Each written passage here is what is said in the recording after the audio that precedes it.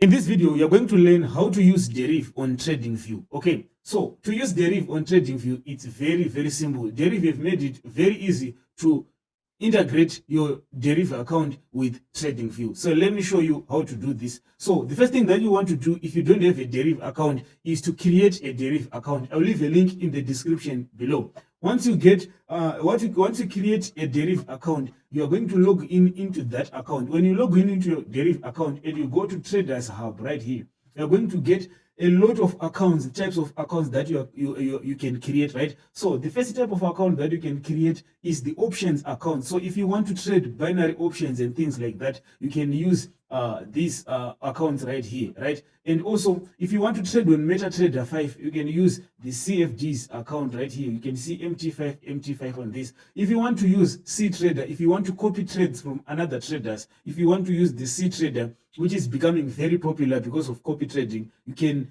you can use the Deriv C Trader and connect it to C Trader directly. So if you want to copy trades, I also leave a link in the description below to show you where you can get this link, how to copy these trades. Okay, now if you want to use Deriv on Tradingview, you want to come to Deriv X, right? So Deriv X is the one that is powered by Tradingview. So you want to come to Deriv X and you want to create your account right here, right? So you want to create your account. So if you don't have an account, there's going to be a button that looks like this, which just says get, right? So I've already have created an account before. So all you want to do is click on open, right? When you open that account, right, you are going to get the username right here. So when you create the account, you are also going to have a password. So you have to know that password, right? Now, the next thing that you want to do is you want to go to Tradingview to connect this account. Or you can just click here where it says web terminal. So if I click on web terminal right here, you are going to see that